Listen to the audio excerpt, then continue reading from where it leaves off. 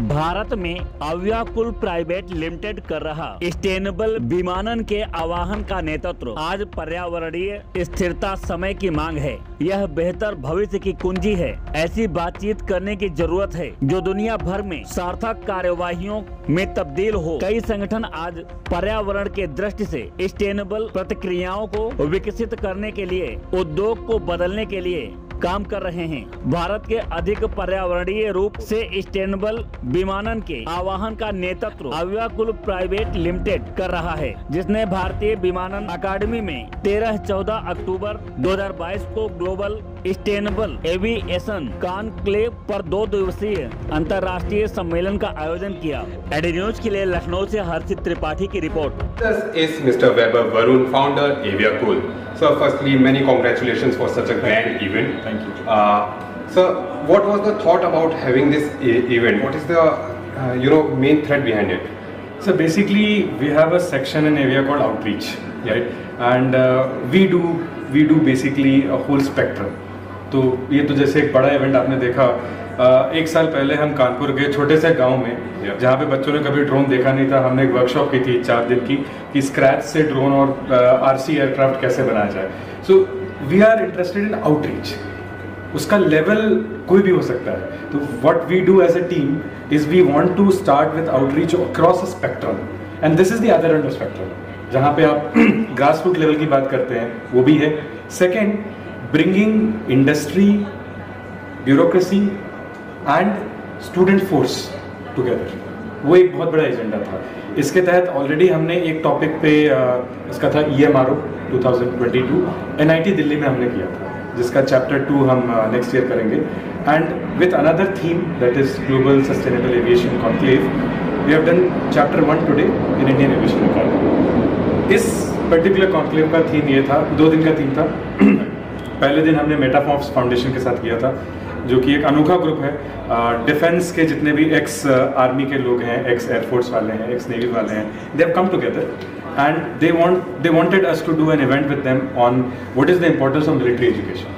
कि बच्चे को कर्नल और मेजर जनरल में अंतर नहीं पता होता, right? So it's something very basic, forces who are doing so much of our country, और हम कौन जाते हैं to the topic where startups are working on different technologies, but वो technologies are they relevant to defense? True. Right? That was our first day. Right. Second is, now that we sit here, we have mostly aviation experts from DGCA, Airport Authority, right, and independent aviation consultants who have come together to tell us how air travel or basically airport infrastructure has become greener from previous times and how it will become more greener. So that is our basic thought process with this event today. Okay. Yeah. So tell us something about Aviacool. What is the all-over vision of Aviacool? What it stands for? So it's a mixture of 2 words, aviation and Gurukul, right? And we make it Aviacool, yeah. And idea is again it lies in the word itself. Okay, we have 3 verticals majorly. First is our academia. We go for commercial pilot training, private pilot training, drone training, drone manufacturing, and everything related to academia. This also includes our collaborations with universities and colleges, so that kids right from a very young age they know what it takes to fly. वो एक बहुत बड़ा vision, right? Second, we are into events like this, right? Aviation में ज़्यादा से ज़्यादा लोगों के पास एविएशन पहुँचे, एरोस्पेस पहुँचे, ये एक हमारा बड़ा मोटिव है। Third, where we are little bit more serious is the tech transfer, right? तो हम रशिया के साथ काम करते हैं, रशिया के नेबरिंग कंट्रीज़ के साथ काम करते हैं, into analyzing कौन सी टेक्नोलॉजीज इंडिया के लिए नेसेसरी है, उसको यहाँ तक कैसे लाया जाए, इंडिया से बाहर क्या दिया जा सकता है, डिफेंस में, एरोस्पेस में, एविएशन में। तो ये एक हमारा 3-part विजन है basically. Yes. Also, sir, we heard a lot of speakers talking about sustainability. And one more thing that at times these conferences happen in somewhere in isolation, away from the academia. And it's a very nice gesture that you have organized it here in the hub itself. Yeah. So all of that communication and that sustainability, how does that fit in? How important it is for the India as a country, to grow in this field? So I think there are 2 points to it, yeah, and both the points are contradictory. First point is कि Indians by nature are sustainable. जैसे आपके घर में, मेरे घर में पुरानी पन्नी कोई नहीं फेंकता। True. एक बड़ी पन्नी है जिसमें बाकी पन्नियाँ रखी जाती है, right. So we by nature are sustainable. बड़े भाई के कपड़े छोटे भाई को मिल जाते हैं, उसकी किताबें, यू नो. तो in a way we are conserving resource, right. हमारे यहाँ पानी वेस्ट नहीं करने की एक आदत है. At the same time because of the kind of population we have, right, थोड़ी थोड़ी गंदगी भी जो है एक बड़े मास स्केल में रिजल्ट करती है. तो जब आप एयर ट्रैवल की बात करें तो air travel in Singapore can be green, but air travel in India, sir इतने लोग, करोड़ों लोग है ना. दैट इज वाई अगर हम वर्ल्ड का एक बिगर शेयर ऑफ पॉपुलेशन है, हमारी जिम्मेदारी भी उतनी बड़ी है. बिकॉज उतने लोग हैं हमारे पास, उतना हमारे पास इंफ्रास्ट्रक्चर है, उतने एयरक्राफ्ट चलते हैं, उतने ही एयरपोर्ट्स बनते हैं, उतना ही पोल्यूशन बनता है, right. So that is why it is one of the central themes for India कि अगर हम अब नहीं करेंगे तो एक ब्रेकिंग पॉइंट आ जाता है, जैसा कि आपने रेलवेज के साथ देखा होगा या आपने इवन रोड ट्रांसपोर्ट के साथ देखा होगा, राइट. तो that is what it is. So, what about the government? How is the government so much acceptable? Are they accepting your thoughts? Are they, you know, helping you? Are they holding your hand? Actually sir पूछे तो ये event का idea ही हमें government circulars के through आया. ये कोई हमारा आइडिया था ही नहीं, to be honest. Scindia ji ने मल्टीपल इंटरव्यूज में greener airports and carbon negative emission की बात की है कि बाय 2030 टू 2050 हम चाहते हैं कि हमारे ज़्यादा से ज़्यादा airports lesser and lesser carbon dioxide emit करें और लेसर पोल्यूशन करें इन जनरल. तो ये ड्राइव ही जो है गवर्नमेंट का स्टार्ट किया हुआ है. तो actually we were inspired from them to take this mission forward. तो ऑब्वियसली सपोर्ट तो है ही है, आइडिया ही उनका दिया होता है. और आज हमारे साथ है अतुल सिंह, जो बात करेंगे ग्लोबल सस्टेनेबल एविएशन के बारे में. सर, पहले तो आपका बहुत बहुत स्वागत है. And what are your thoughts on the event? आप क्या एक सराहनीय कदम है जो संस्था है एविया कूल, इनके द्वारा ये जो आयोजित कार्यक्रम है कि हमारे पास क्या वैकल्पिक समाधान क्या है वैमानिकी के प्रचार और प्रसार के लिए. और जो अभी का जो दायरा है इसमें एक कम खर्चे में, कम लागत में, एक लंबे समय के लिए योजनाबद्ध ढंग से वैमानिकी का प्रचार और प्रसार कैसे हो सकता है, तकनीकी समाधान क्या हो सकता है, वैकल्पिक हमारे पास तकनीकी क्या है, वैकल्पिक हमारे पास ऊर्जा स्रोत क्या है. तो इनसे संबंधित जो भी चर्चा परिचर्चा जो हुई है या हो रही है, यह एक सराहनीय कदम है. और अभी हिंदुस्तान में नागरिक उड्डयन के क्षेत्र में आज तक कभी किसी स्तर पर इस पर्टिकुलर मुद्दे पर, इस विशेष मुद्दे पे, जहां पर एक वैकल्पिक ऊर्जा स्रोत वैमानिकी के एक लंबे समय के संचालन हेतु कोई आयोजित नहीं किया गया था. तो इस तरह का आयोजन सराहनीय आयोजन है और एक अच्छी परिचर्चा हुई है. सर, सस्टेनेबल एविएशन की सब बात करते हैं, लेकिन कई बार चर्चा आकर केवल उसके फ्यूल पर रुक जाती है. लेकिन देखने वाली बात यह है कि क्या हमारे पास और भी अपॉर्चुनिटीज है एविएशन सेक्टर में जहां हम सस्टेनेबिलिटी के बारे में. बिल्कुल, मेरा यही मानना है और मैंने कहा भी है कि जब आप सस्टेनेबिलिटी की बात करेंगे एविएशन में, वैमानिकी में, जब आप सस्टेनेबिलिटी की बात करेंगे तो सस्टेनेबिलिटी को केवल आप ऊर्जा स्रोत या जो फ्यूल सिस्टम है, जो फ्यूल सप्लाईज है या फ्यूल सोर्सेस है, उस तक ही आप सीमित न करें. इसका दायरा बड़ा होना चाहिए और बड़ा होता है. सस्टेनेबिलिटी का मतलब ये भी होता है कि वैमानिकी परिचालन या वैमानिकी की पूरी जो व्यवस्था है, उसमें जितने भी संबंधित जो विभाग हैं या संबंधित जो क्षेत्र है, उनमें भी सस्टेनेबिलिटी होनी चाहिए. और सस्टेनेबिलिटी का मतलब ये होता है कि कम लागत में एक लंबे समय तक उस उपादान का या उस सुविधा का उपयोग, एक सार्थक उपयोग, एक लंबे समय तक कम खर्चे में. तो केवल इसको विमानों के ऊर्जा स्रोत या अवेलेबिलिटी ऑफ फ्यूल तक ही सीमित न रखकर वैसे सारे चीजों को समावेशित करने की आवश्यकता है जो किसी उड़ान के सफल परिचालन और एक इकोनॉमिकल ऑपरेशन से संबंधित है.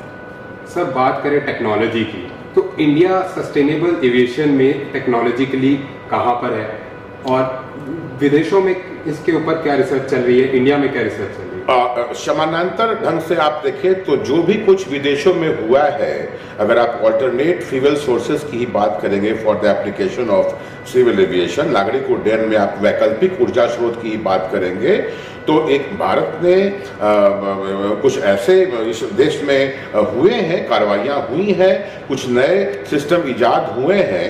अभी आप कॉन्फ्रेंस में देखा भी होगा, Indian institute of petroleum Dehradun ने अभी जो भी कुछ ब्लेंडेड फ्यूल का जो निर्माण किया है, and lot of flight operations took place where आपने देखा है कि 40% पूरी ऊर्जा क्षय जो भी जो ईंधन है, ईंधन क्षय का 40% जो है वो एक वैकल्पिक स्रोत से आया है। तो अगर ये चीजें अगर निरंतर जारी रही और इस प्रतिशत को और बढ़ाया जाए तो निश्चित ही कुछ समय के बाद भारत एक वैकल्पिक वैमानिकी में ऊर्जा के वैकल्पिक स्रोतों का एक अग्रणी देश होगा। जी बेहतरीन। और सर, जैसे कि देखा जा रहा है कि अब धीरे धीरे छोटे हवाई अड्डों की बहुत डिमांड आती जा रही है। छोटे शहरों से, टीयर 2, टीयर 3 सिटीज से भी छोटे हवाई अड्डों की डिमांड आ रही है। तो सस्टेनेबल एविएशन वहाँ कैसे फिट इन होता है? क्या बड़े जो हवाई अड्डे हैं वो छोटे शहरों की नीड्स को फुलफिल कर पाएंगे? ये बहुत सही प्रश्न है। देखिए, इसमें एक चीज सोचने वाली बात है कि वैमानिकी में कुछ खर्चे ऐसे होते हैं जो कांस्टेंट होते हैं। वो या अगर वो फुल सर्विस एयरलाइन के लिए हो या लो कॉस्ट सर्विसेज के लिए हो, एक कॉन्टिनेंटल फ्लाइट के लिए हो या एक शॉर्ट हॉल रीजनल फ्लाइट के लिए हो, वो खर्चे बराबर होते हैं। तो अभी नीतिगत तौर पर ये होना चाहिए कि जो वो बराबर के खर्चे हैं, क्षेत्रीय वैमानिकी के प्रचार प्रसार के आलोक में उन खर्चों को कम किया जाए। जैसे अभी हमारे यहाँ एविएशन टरबाइन फ्यूल पे टैक्सेशन का मामला है, या एविएशन टरबाइन फ्यूल की जो प्राइसिंग है वो फुल सर्विस एयरलाइन या रीजनल एयरलाइन के लिए बराबर है। ऐसी बात तो नहीं है कि सरकार ने कोई नीति दे दिया है कि नहीं रीजनल कनेक्टिविटी में जो फ्यूल प्राइसिंग इस दर से ली जाएगी। तो उसको जो है रैशनलाइज करने की आवश्यकता है। It requires rational application of the policies as well as further apart from the fuel sourcing, जो भी अदर जो खर्चे हैं वो क्षेत्रीय तौर पर उनका एक अलग एक बने, मापदंड बने कि इन खर्चों को कम किया गया है या कम किया जाएगा नीतिगत तौर पर, ताकि क्षेत्रीय वैमानिकी के प्रचार प्रसार हेतु ज्यादा से ज्यादा संख्या में जो भी एजेंसियां हैं, airline operator, commercial scheduled operation में या नॉन शेड्यूल्ड ऑपरेशंस में, वो आगे आए, उसका लाभ लें और वैमानिकी का प्रचार प्रसार करें। सर, आखिरी में हम आपसे जानना चाहेंगे कि सस्टेनेबल एविएशन में आप भारत को कहाँ देखते हैं? आपकी खुद की पर्सनल उम्मीदें कहाँ हैं? नहीं, उम्मीदें काफ़ी हैं और भारतवर्ष में सरकार में कुछ संस्थाएं ऐसी हैं। This is a very nice initiative which has been taken by Aviakul under the exemplary leadership of mister Varun Dhawan. This is for the first time in national capital, an event has been organized which is primarily focused upon the sustainability part of civil aviation. And sustainability part till yet has not been discussed or assessed or evaluated by any organization on such a august platform like whatever has been taking place this last 1 day here. So this is a very welcome move as per my opinion, because at the global level a lot of such events take place and a lot of advanced nations where aviation has attained that level of operational and economic maturity.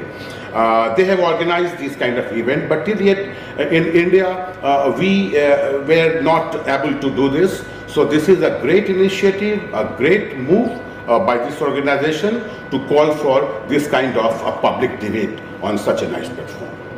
Sir, there was a lot of talk about aviation and sustainability. Where do you see it fitting into the whole ecosystem? Or maybe do we need to rejig the ecosystem itself? It has become compulsory now. See, as we invent a new mode of transportation although aviation is not a new mode of transportation, but there are new technology being inducted into this mode of transportation called aviation. So as the new technologies are creeping inside, simultaneously the traffic is growing at the rate of 18% to 20% globally.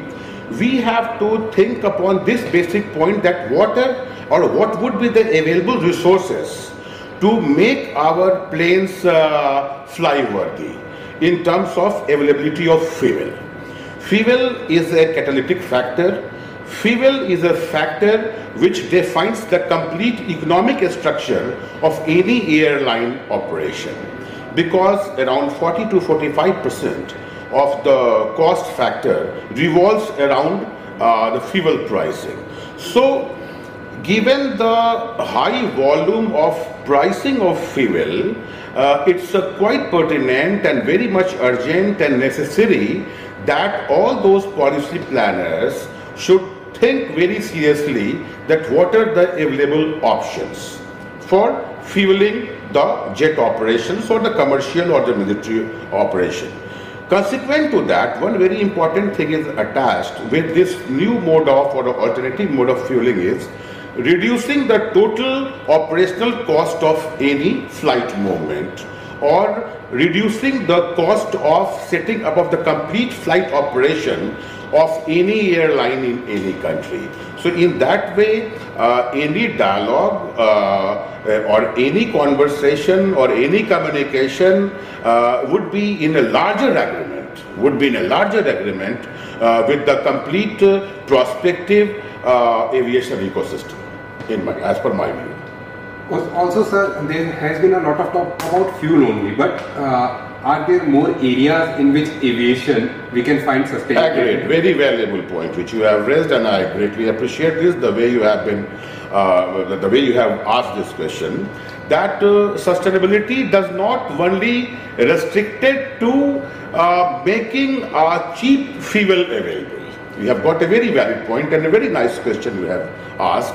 Sustainability does also indicate that all those other logistical support system attached with any airline operation in any given aviation ecosystem, regional level or international level, has to be supportive in such a fashion which is sustainable, whether that might be setting up of a low-cost airport, whether that might be an engagement with a kind of setup which involves less expenditure or less cost input or less capital expenditure to set up a flying framework. So in that fashion, in that case, in that scenario, fueling, alternate fuel, all those alternate mode of logistical support system, alternate mode of aircraft designing, alternate mode of aircraft operation, flight planning, ground support system has to be made sustainable by inducting various methodologies and conceptual notes. So now aviation is extended its arm, to rural India as well. There are tier 2 and tier 3 cities which are coming up, which are demanding that more airports should be built. Right. So where do you see, can we go for a smaller airports? What are your thoughts on that? And lastly, where do you see India heading towards in the upcoming years? This is what happened in 2016 new civil aviation policy. Once you will go through the different component of that policy, which was brought in by the government in 2016, it has been very clearly laid out that government will focus to spread its wing to the smaller cities under regional connectivity program. And in that process, bids were invited to invite airline people to open up new sectors, and a lot of new sectors were opened. So that was a very good initiative, but there is a big question which government must understand, as well as all those stakeholders connected with this ecosystem, that certain pricing system, certain cost structure, not pricing, sorry, certain cost structure are fixed in civil aviation. So if you're talking about regional connectivity and spreading your outreach to tier 3, tier 2 cities to make उड़े देश का आम नागरिक concept, then you have to lower down certain fixed costs to a level which is sustainable. So lowering down the cost structure enables